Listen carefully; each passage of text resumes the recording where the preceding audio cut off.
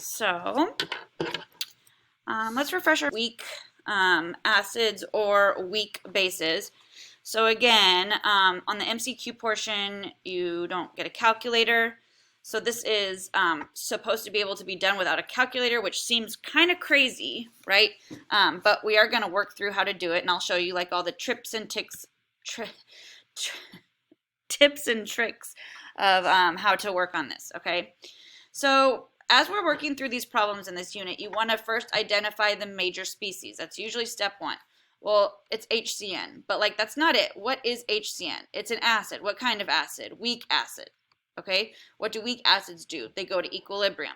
There's no reaction going on. It's just a solution of hydrocyanic acid sitting in a container. Okay? The other hint to you that this is a weak acid is they gave you a Ka value. Strong acids and bases don't have K values because they don't go to equilibrium. This is an equilibrium constant, so you have to go to equilibrium if you're going to have a Ka value or a Kb value. Okay, so this says we want to know the pH of this solution. So how do you do this? Well, there's two ways to write the reaction. You can do it the kind of the shortcut way, which is like this. And this is easy to do with acids, but it's not as easy to do with base. So I kind of like this way better just to get in the, right, it's in solution. Oops, I should have a two-way arrow, excuse me.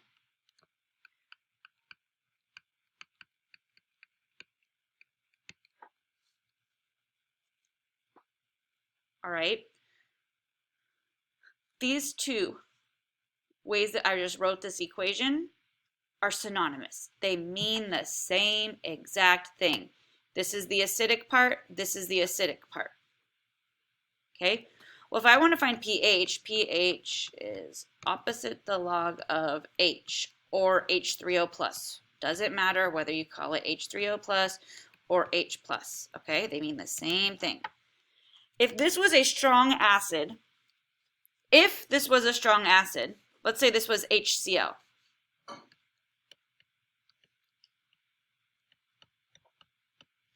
I'm going to rewrite this as 1 times 10 to the negative 2, okay? If this was a strong acid, could we find the pH just instantly? You could, right? Because this is your hydrogen ion concentration. It would be 2. Do you remember this? You look at the exponent if there's a 1 out in front. If this is H, the pH is 2. But this is not a strong acid, so you can't do that. You don't know hydrogen ion concentration because weak acids don't ionize very well. Okay, so since it's not a strong acid, we're going to have to do a little bit more work. Now, when you see an equilibrium constant, often ice charts are helpful, right? Initial change equilibrium, that's what they stand for, to help organize our math. I will write out an equilibrium expression since I am at equilibrium, so I'll do this down here. Ka equals products over reactants raised to their respective coefficients.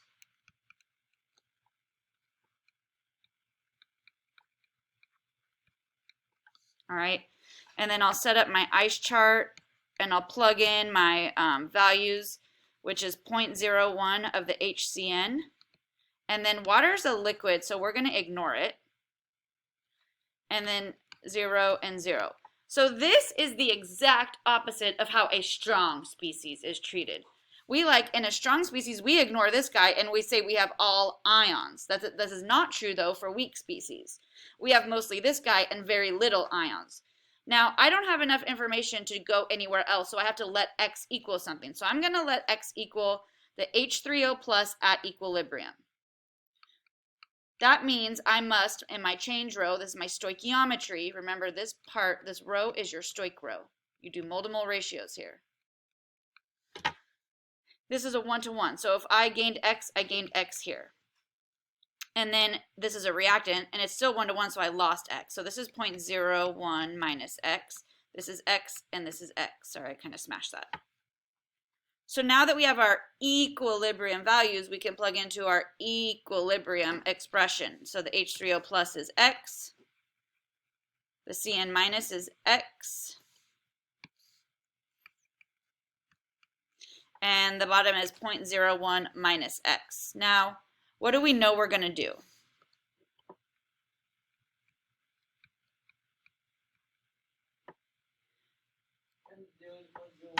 Yeah, we're going to pretend that x is much smaller than 0.01, so that allows us to say, see you later, and it makes our life a little easier. Now, I also know Ka. I gave you the equilibrium constant. So I'm going to include it in my expression because I know it. Sorry, I have to kind of cross these off. So this is 6 times 10 to the negative 10. All right. X and x is x squared, right? So I'll simplify that. And then I'm going to try to solve for x, right? So I have 0.01, so I'm going to multiply both sides by 0.01. Now, 0.01 for me, I don't like decimals. So instead of me writing it as 0.01, I'm going to write it as 1 times 10 to the negative 2. Only for me, this is just my preference because I can do the math better that way. How do you do this without a calculator? The coefficients out in front get multiplied because we're multiplying. So 1 times 6 is 6. And then your powers of 10 get added together. That's how it works for multiplication. So negative 2 and negative 10 is negative 12 equals x squared.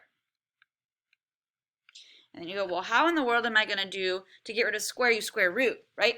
How am I going to do square root without a calculator? Well, if you didn't remember, square rooting is the same thing as raising something to the 1/2 power. So basically, I'm going to divide the coefficient and the exponent by the number 2. So 6 divided by 2 is 3, and 12 divided by 2 is 6. So this is my H plus or H3O plus concentration. Because that's what we let x equal, right? And then you go, well, okay, now you want me to do logs without a calculator? That sounds awful. Okay. I did teach you a trick, though, a while ago. When this number out in front is not a perfect 1, you just kind of ignore it. And you look at the exponent. And whatever the exponent is, you take 1 away from it. So this, I know it's negative 6, right? So we would think 1 less than 6 is 5. So the pH is somewhere between 5 and 6.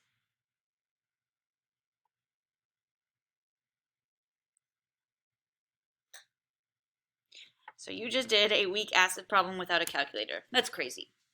But the numbers, if they give this to you without a calculator, will always be beautiful like this. Like you're getting like nice things to divide by 2 with and things like that.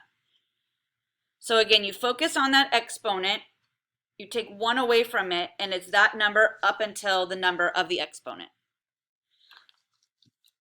So don't believe me, why don't you find the pH? So what was H? 3 times 10 to the negative 6. So let's actually do it in our calculator. So opposite the log of 3 times 10 to the negative 6 is 5.52. So it matches what we just said. Any questions? We're going to do another practice one before we move on.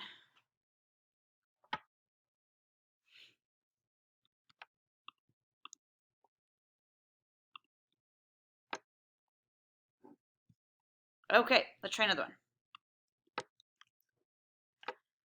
one. What is the pH of a 0.01 molar HClO solution? And then I give you the Ka. So again, this is one of my weak acids. It's a weak acid. Weak acids go to equilibrium. There's nothing in it, so there's no like reaction happening. It's not like reacting with a base or anything. It's just a weak acid sitting in a container. The other hint that it's a weak acid is I give you a Ka value for it. The HClO4 is a strong acid, but this is a hypochlorous acid and it is not strong. So I'm going to write out my equation. I don't say reaction because it's not a reaction. I'm calling it an equation because it's just a weak acid at equilibrium with its ions. The acid is a hydrogen ion donor and the base is a hydrogen ion acceptor.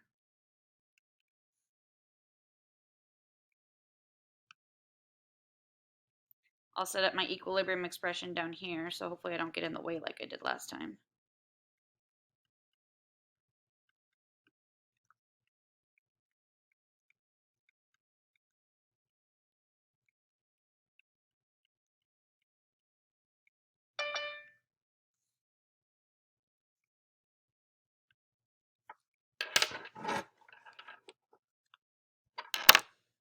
Okay. And then when you're at equilibrium, ice charts can be helpful, right? So ICE. I know my initial amount of HClO, it's 0.01. Water's a liquid, so we don't pay attention to it. 0, 0. Let X equal the H3O plus concentration at equilibrium. And again, everything's still 1 to 1.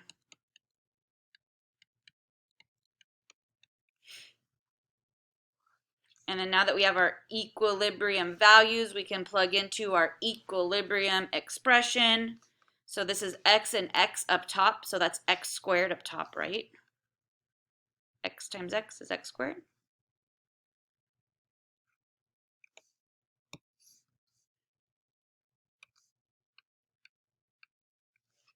All right.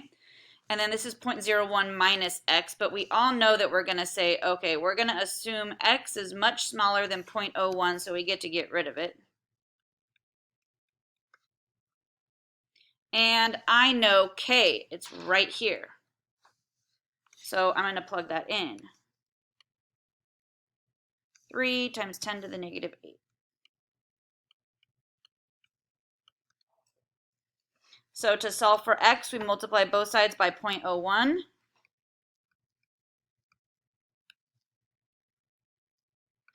And again, I don't like decimals, so I'm going to multiply by 1 times 10 to the negative 2 because that's just easier for me to see the math. So 1 times 3 is 3. Negative 2 and negative 8 add up to negative 10. So you multiply the coefficient and add the exponents.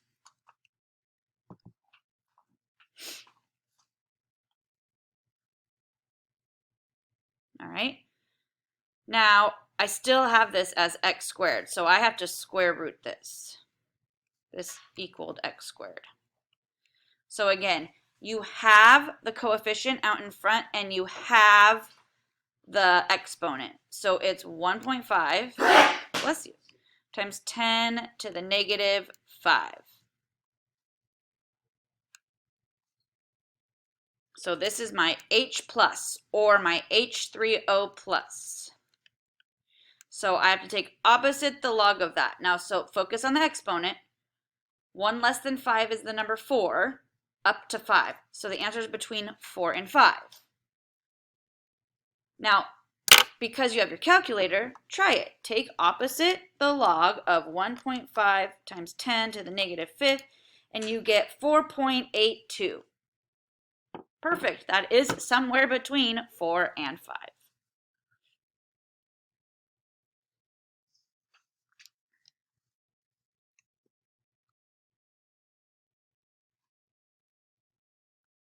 Any questions?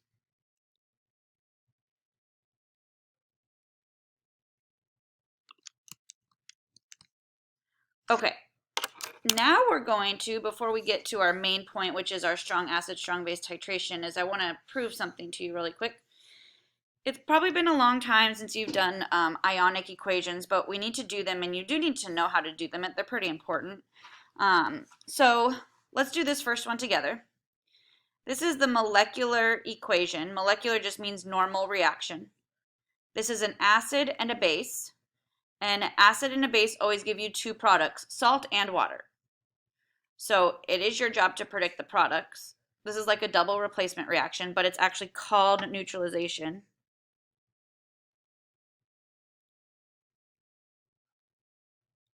So sodium chloride, water. Now, for states of matter, you need to remember that alkali metals like sodium are always soluble. And unless you're told otherwise, water is going to be a liquid because it's a liquid at room temperature.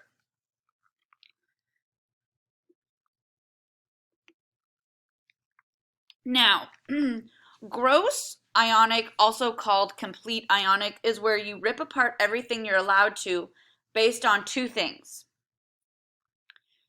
You can only break apart aqueous species, but that isn't just it. You can't just be aqueous. You also have to be a strong electrolyte. So strong acids, strong bases, or any of our soluble salts are considered strong electrolytes. That means that if you have a weak acid in here, you do not get to break it apart, even if it's aqueous. So you can't just be aqueous. You have to be aqueous and a strong species, a strong acid, a strong base, a strong electrolyte like a salt. So HCl is a strong acid, right? So I can break it apart. H plus. Who else? Cl minus, right? Plus. Sodium is a strong base, so I can break it apart. This is a salt, and it's soluble, so I can break it apart. So I'm kind of running out of room. I do not get to break apart liquids or gases or solids ever. So I just have to leave the water alone. This is called my complete or my gross ionic. So it's kind of like when you work and you have your income. Your gross income is how much you make before the government takes all of your money. And your net income is what's left over after the government takes all of your money. Okay? So this is called the gross ionic because we haven't canceled out what are called our spectator ions, because our spectator ions don't actually participate in the reaction. So your spectator ions are the things that are the same on opposite sides of the reaction arrow. So I've got chloride, right? That's a spectator ion, and sodium ion. So your net ionic is what is left over after you've crossed out your spectator ions. So that would be H plus OH minus is water. How come I don't have an equilibrium arrow in here?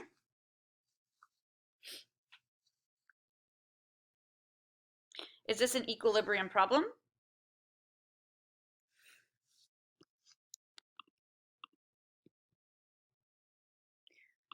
So a lot of you are saying no because you have strong species only, so they don't go to equilibrium, but like what else? This is like a legit reaction, right? This is a chemical reaction. It's called neutralization. Acid, base, salt, water. This isn't an equilibrium problem. This is an acid-base neutralization problem. All right, now I need to refresh your memory. If you have ions, aka anything that has charge that's floating around in solution, is what state of matter? This is super important. All ions are aqueous. I don't care who they are. If you see something that's charged, it means it's floating around in solution and it's aqueous.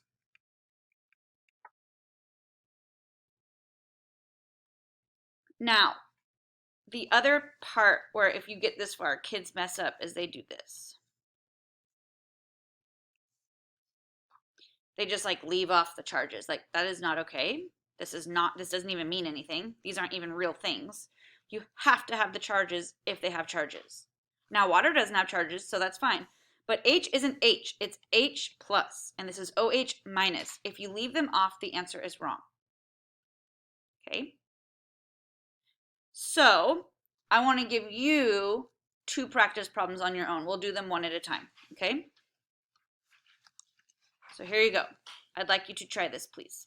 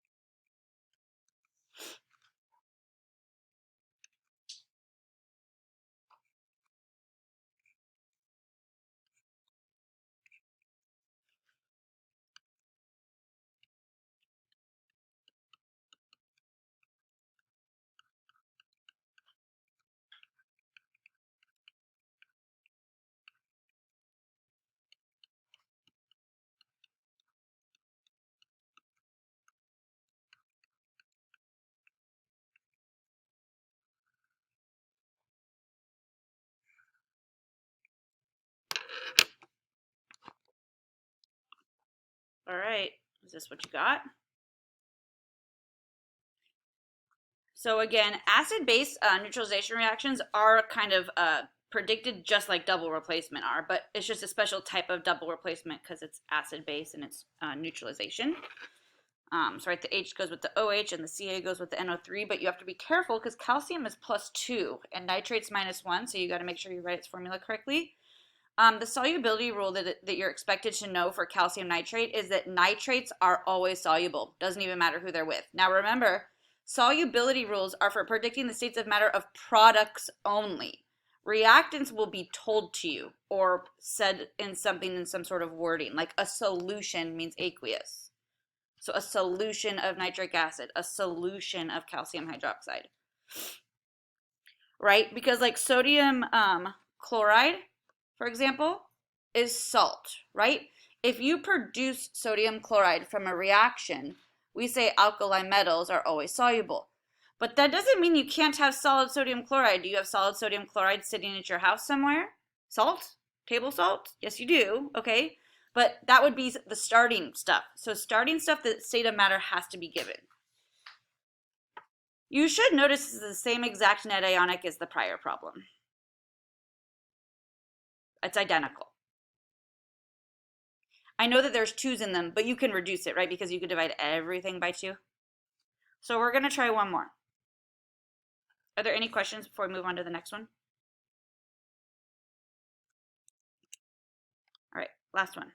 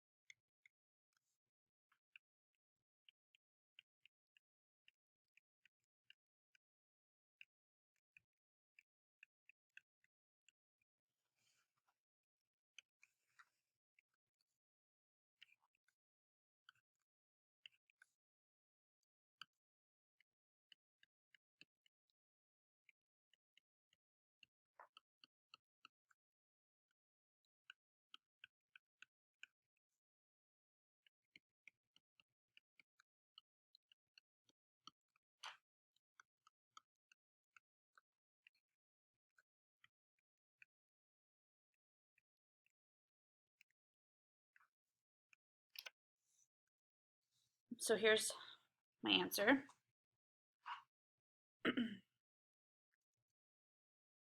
Which, if you notice, is the exact same as the last 2 problems. And there is a reason. I'm trying to prove a point to you guys. The net ionic equation for any strong acid, strong base reaction will always be this. H plus OH minus makes water 100% of the time if both the acid and the base are strong. However, if either the acid or the base are weak, this will not be your net ionic. We will go into that on Friday, not today. We'll go into that later. But this will not be your net ionic if there is a weak species present. So let's flash back. Strong base, KOH, strong acid, H2SO4. Strong base, calcium hydroxide, strong acid, nitric acid. Sodium hydroxide, strong base, HCl, strong acid.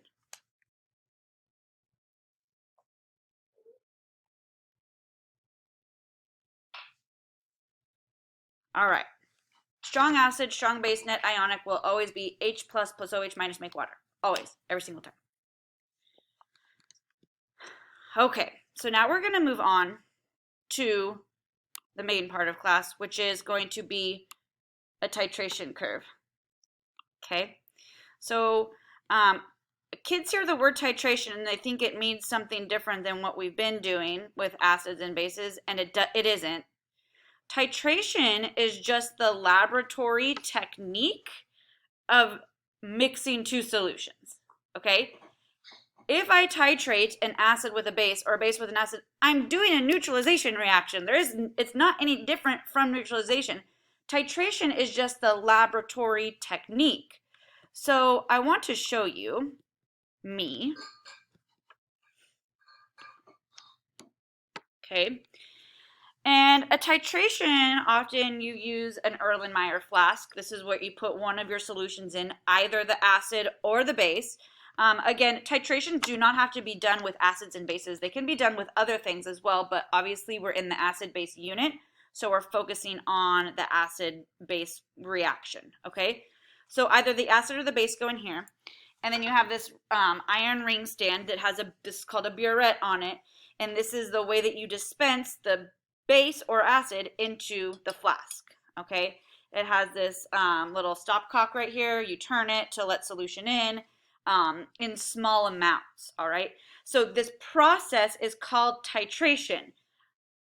Usually titrations are done to figure out an unknown concentration. So like there's a known concentration and you're trying to find an unknown concentration.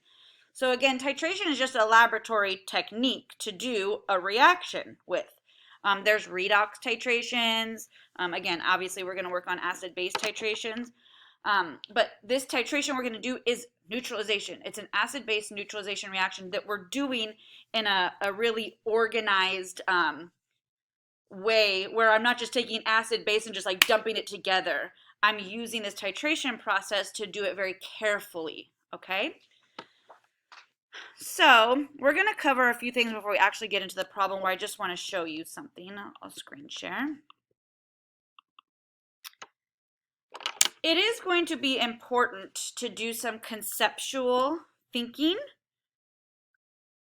where I give you an acid and we're titrating it with a base. So the way they word it, you actually know who is where. What I mean, you know who is in the flask and you know who is in the burette. So because you know the concentration and the amount of acid, that's what's in your flask. So the 30 milliliters of 0.5 molar is in the flask because you know how much is in here. Now, listen really closely. You would never ever measure out the 30 milliliters with this flask. You would either use a graduated cylinder, a pipette, a burette, whatever. This has horrible markings on it. This is just used to hold the acid. It is not used to measure anything, okay?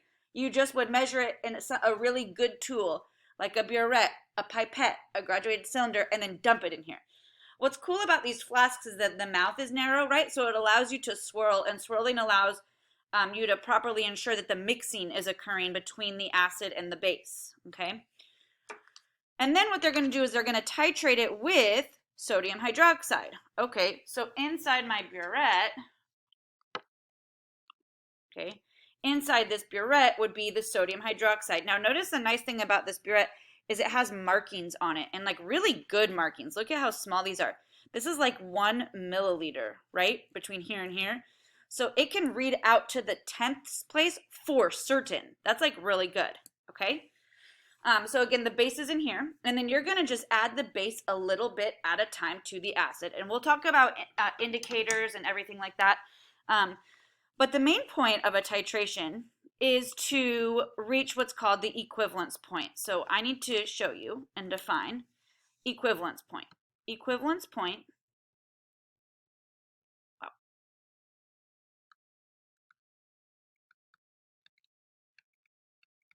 is when moles, and we're doing acid base right now, moles of acid equal moles of base. By definition, that's what equivalence point is for acid base reactions.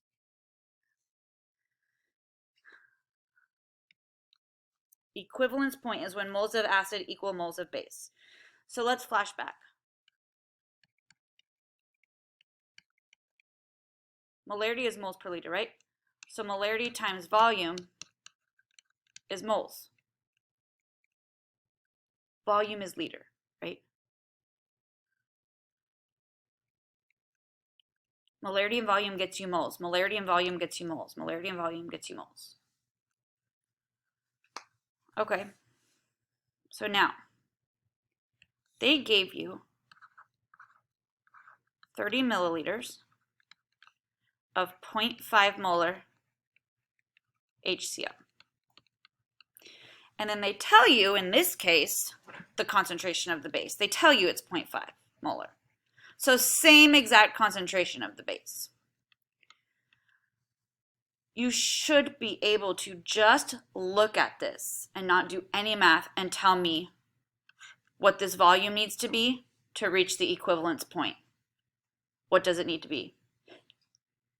Well, if they're the same exact concentration, you should need the same exact amount to be equal, right? So 30. 30 milliliters is where this equivalence point would be for this titration. They're the same concentration, so you would need the same amounts. Now,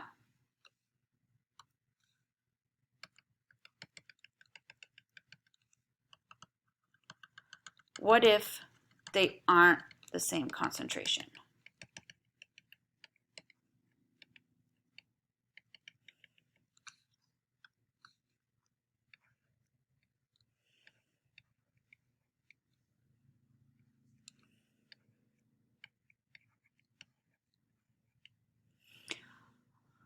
What if the base is more concentrated than the acid? Now, without doing any math, if there's more base or more concentration of base, should you need more of the base or less of the base to neutralize the acid? If the base is more concentrated, should you need more of it or less of it? Less. Very good. Less by that same factor. How much more is the base concentrated by? It's double, right? There's double the amount of hydroxide in this solution than HCl, because this is 0.2 and this is 0.1. So if I need less of it, how much do I need less of it by? Half, right?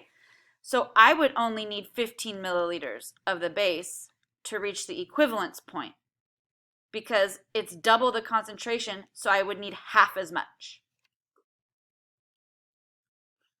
If you don't believe me, figure out the moles of acid. 0.1 molarity times 0.03, that's the same as 30, liters is what? 0.03 or 0.003? Okay. What is 0.2 times 0.015 for moles? Right? Molarity times volume gets you moles. Oh, 0.003. Their moles are equal. This is the equivalence point only. So what if I do this instead?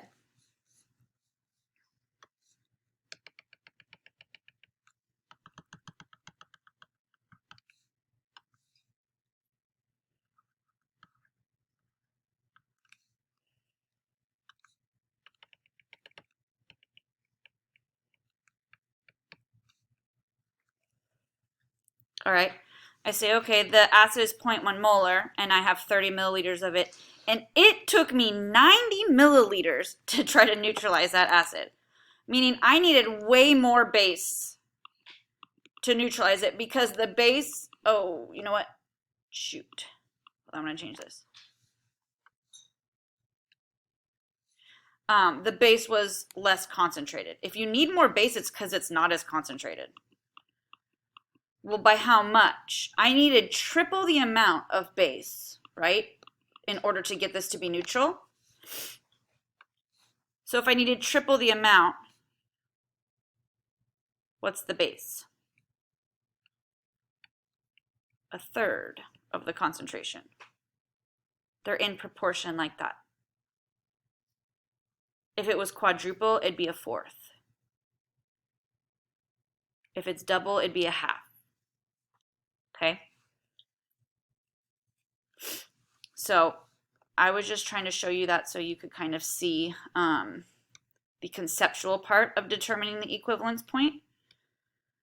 Now what I just did for you only works when the acid and base are reacting in a 1-to-1 ratio. So it would change if they weren't, and we're just not going to go into that right now.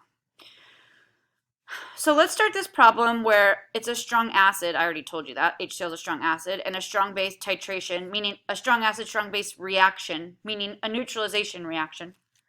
Okay? And the first question was, at what volume will the equivalence point be? Well, 30, right? They're the same concentration. You have 30 milliliters of the acid, so you would need 30 milliliters of the base to have them be equal. Moles of acid equal moles of base.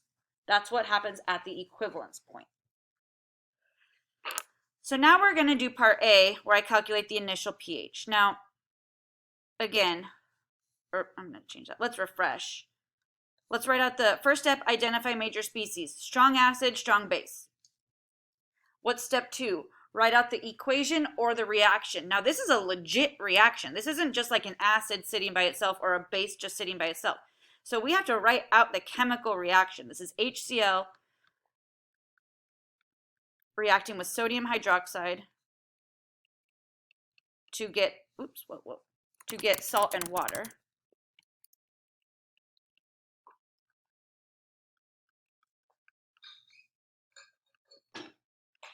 Okay. When you see molarities in volumes, it's kind of implied that the substance is aqueous. Okay.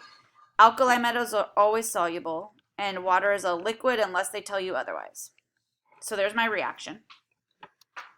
Now they want to know in part A what the pH is before you even start putting the base in there. So if I have the acid in here and I want to know its pH, well, HCl is a strong acid, right? It's 0.5 molar HCl. Yes, I have 30 milliliters of it, but that doesn't matter yet because all that I have in here at the beginning is just acid. Well, when I say that, it's not really 0.5 molar HCl. It's 0.5 molar H plus and 0.5 molar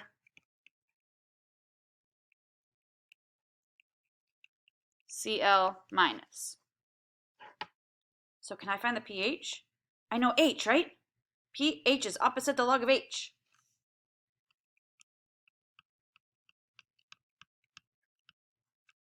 And why do I get to do this off the bat without like an ice chart? Because this is a strong acid. It's not a weak acid.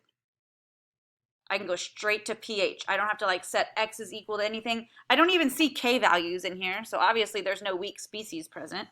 So pH is opposite the log of 0.5.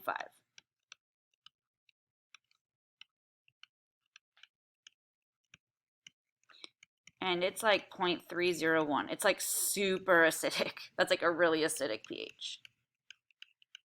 Which makes sense because we have a really strong acid in there, hydrochloric acid. And 0.5 molar is a pretty good, it's a pretty decent concentration. Okay. All right, so this is the beginning. I have acid in here. Its pH is 0.31. Part B, I'm going to add from my burette a little bit of base. How much did I add in part B? 15 milliliters. So here's where you have to be careful. We're mixing two chemicals, okay? We're mixing an acid with a base. Two things will happen. Yes, they will react, but something else is going to happen when you take two solutions and mix them together. What is it? Does anybody know or remember? If you take two solutions, no matter who they are, and you throw them together, something will always happen regardless of whether they react or not.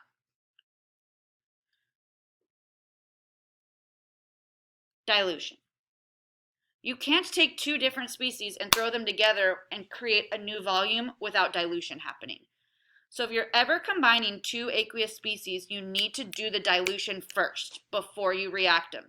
So this next step is do the dilution. M1V1, M2V2 is our dilution equation.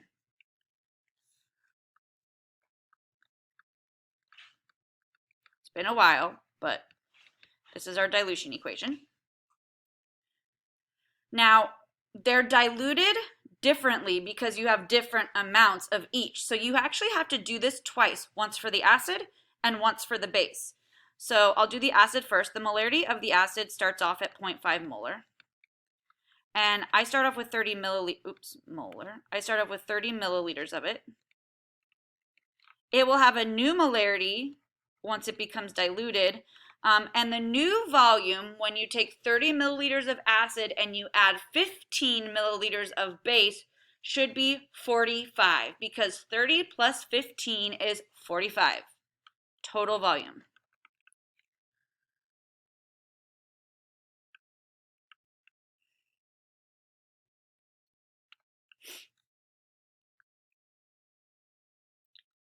So this is for my acid. And then now I need to do this again separately for my base. My base is also 0.5 molar. At this point during the titration, I've added 15 milliliters of it. And my total volume should be the same, right? Because now they're in the same container. 30 plus 15 is 45. So my acid ends up being, after diluted, it ends up being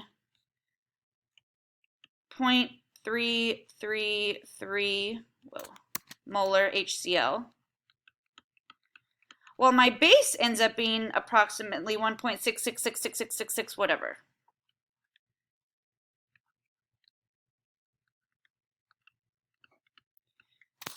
Okay, I have not reacted them yet. All I have done is diluted them because dilution has happened now in the container.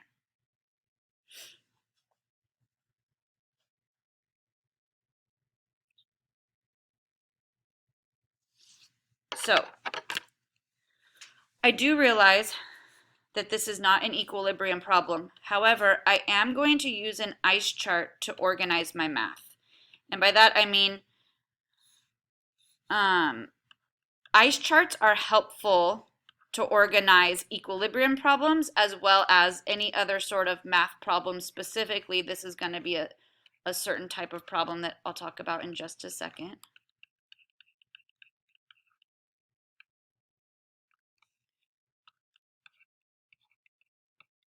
Now, I know my initial amounts. Now, you got to be careful, though, because initial means after the dilution. It doesn't mean the 0.5 and the 0.5. It means after they become diluted.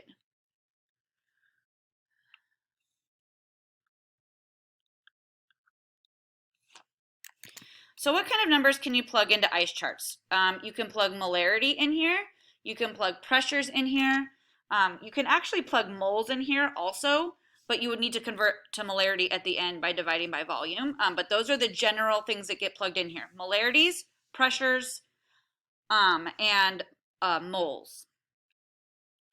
I'm plugging in molarities right now.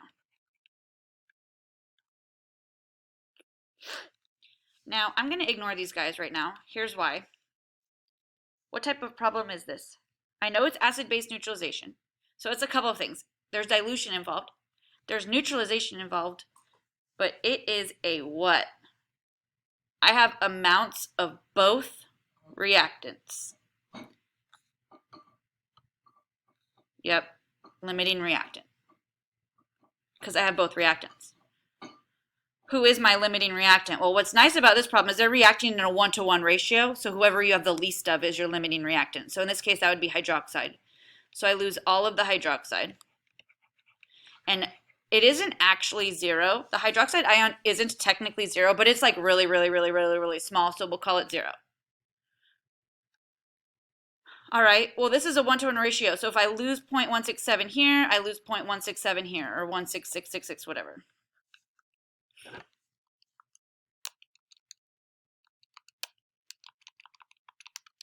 So this comes out to be 0.166 or 0.167, okay?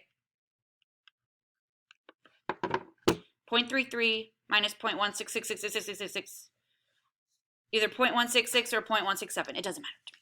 Whatever you want. Well, if I know the HCl concentration, because it's left over in excess, can't I find pH? I know H, right?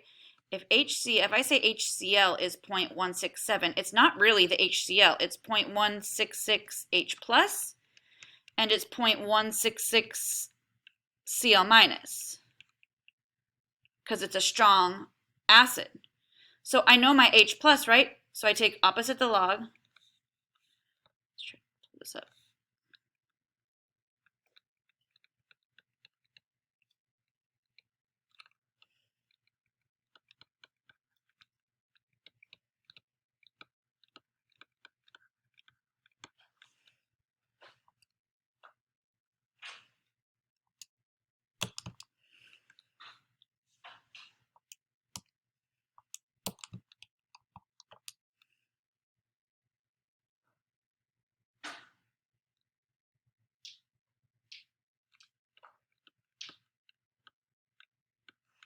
0.777 or 0.778, doesn't matter. So after I've added 15 milliliters of base, I still have a heavily acidic solution. So this is the time that I need to kind of try to have you guys get rid of any, all these like assumptions you make. It is so easy for you guys to say, oh, acid, base, neutral, pH 7. Like, no. The pH will be 7 eventually, you're going to see in a second. But just because you add a base to acid doesn't mean, boom, it's magically neutral. If you have a tub of acid and you have a drop of base and you drop it in the tub of acid, do you think that tub is now neutral? Absolutely not, unless that base is like ridiculously concentrated. So just because you add an acid to a base or a base to an acid doesn't like instantly make you have a neutral pH. There's excess acid at this point, so the solution is still an acid. You can't just like add them together and poof, all of a sudden it's neutral. You have to have specific amounts to create a neutral solution, okay? So I've added base, and I'm still acidic because I haven't added enough base to neutralize all of the acid. Did neutralization happen? Yes. Did I make some salt and water? Yes. But I still have excess acid, so the solution is still acidic.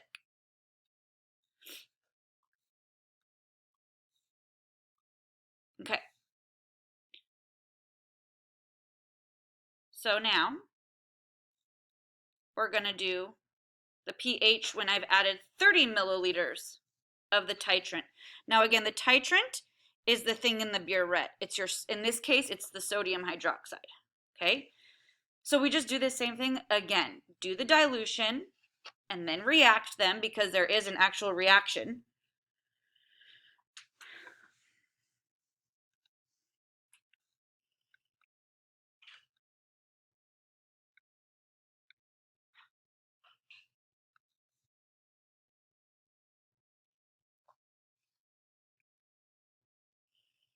Okay, so the dilution is, for the acid, it's 0.5 M1,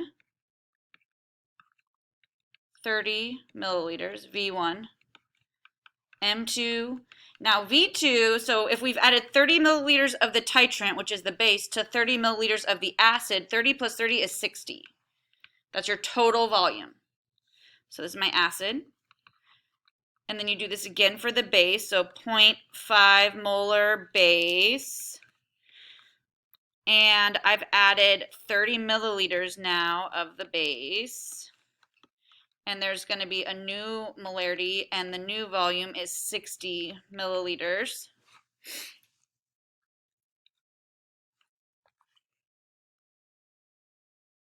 Now, you should look at this. I mean, like, these look identical.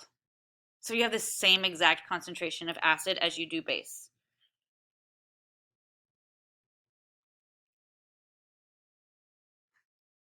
Is it 0.25?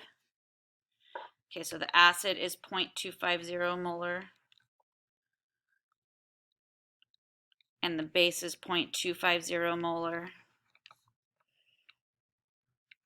So 0.25, 0.25. Ignore these guys right now.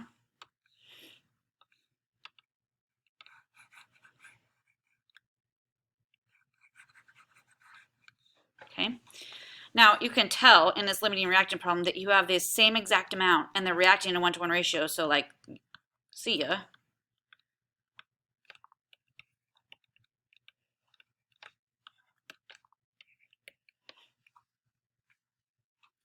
And then you go, well, how in the world am I going to calculate pH if I don't have H and I don't have OH?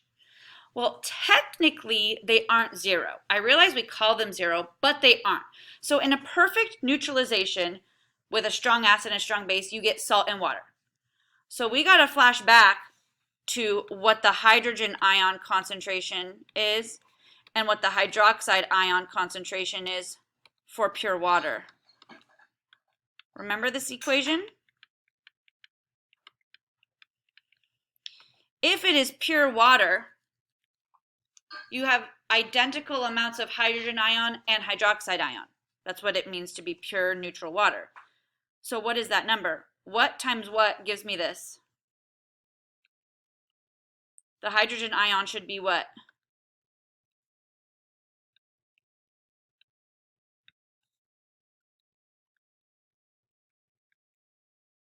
One times 10 to the negative 7. 1 times 10 to the negative 7 for pure water. They're the same, identical amounts of hydrogen hydroxide. Now, see, we call them 0, but they aren't 0. I mean, they're really small. 0.0000001, that's like really small, yeah? Okay, but they're not actually 0. They're just really small, so small we call them 0. But they really are this. 1 times 10 to the negative 7 times 1 times 10 to the negative 7 equals kW, the K of water. So if this is my H plus concentration, what's my pH?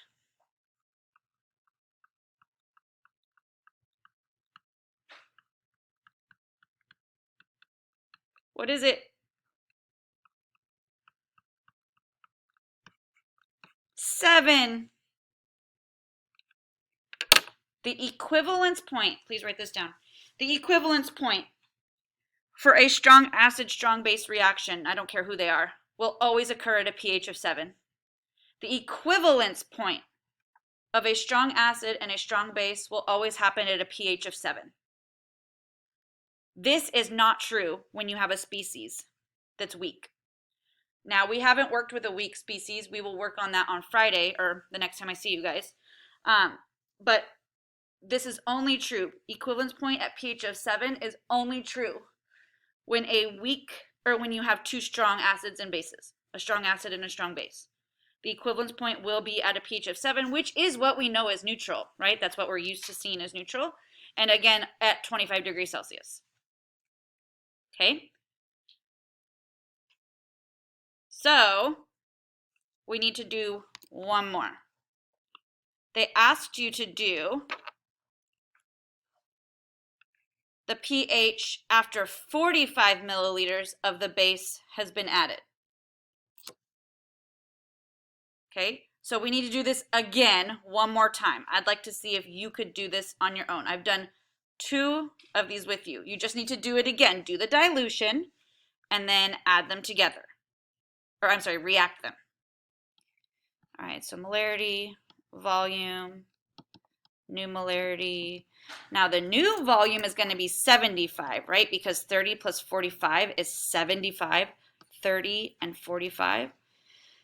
And now you should notice as you're doing this one, we have passed the equivalence point and we have gotten to having excess base this time. So I think the acid comes out to be 0.2 molar HCl. And the base comes out to be 0.3 molar NaOH. And so when you plug them into your ice chart, 0.2 and 0.3, the acid is now the limiting reactant, and you're left with excess base. Now again, I called this 0. It isn't technically 0. It is a small number, but it's not technically 0. So if the NaOH is 0.1 molar, what does that mean? That means that because it's a strong base, it means that the sodium is 0.1 molar and that the hydroxide is also 0.1 molar. So if you know hydroxide concentration, you can find POH. Now it has to be POH because now we have OH. POH is opposite the log of OH, which is 0.1. So the POH is actually 1, which would make the pH 13.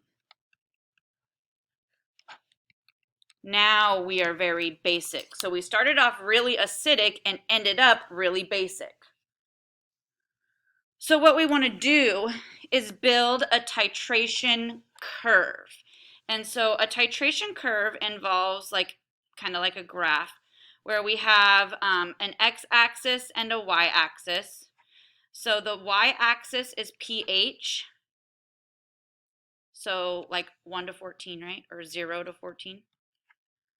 And then the y-axis is the volume of titrant added. and this is usually measured in milliliters because that's what our burettes read in, is milliliters. So again, this is going to be 1, 2, 3, 4, 5, 6, 7, 8, 9, 10, 11, oh God. 1, 2, 3, 4, 5, 6, 7, 8, 9, 11, 12, 13, 14. Okay. And now we added, well, we had initial amount, and then we did 15, and then we did 30, right? And then we did 45. So the initial concentration before we added any base was 0.301. So that's like here. And then we added 15 milliliters of base and it went to 0.7 something. So that's like here. So this is 7. This is 14. This is 1. Okay. Then we added 30 milliliters of base and it jumped up to 7. Okay. And then we added 45 milliliters of base and it went to 13. This probably isn't my best curve of the day. So the curve is going to look something like this.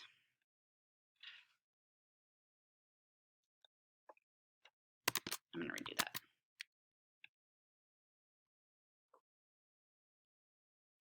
Okay, this is called a titration curve. This is the equivalence point. Okay, it happens at a pH of 7, and it will always happen at a pH of 7 if it is a strong acid and strong base.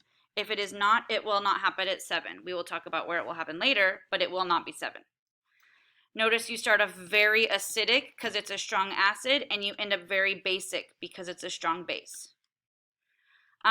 Strong acid, strong base titrations can be challenging because if you notice, there's this really steep incline as you approach the equivalence point, meaning tiny little bits can take you from like being acidic to being basic, and you're trying to get neutral, right?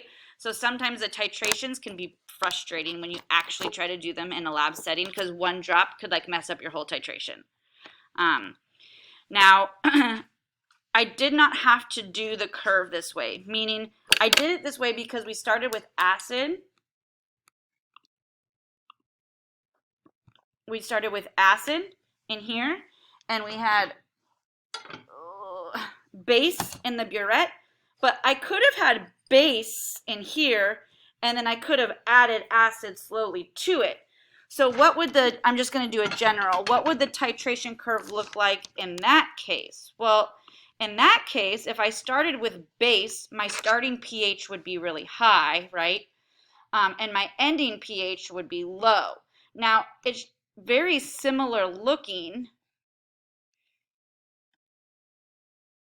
It's just like backwards. Again, though, this would be a pH of 7. Your equivalence point would still be at 7, okay? But you would start off with a basic pH because you're starting off with the base and you're slowly adding acid until you end up with a really acidic pH.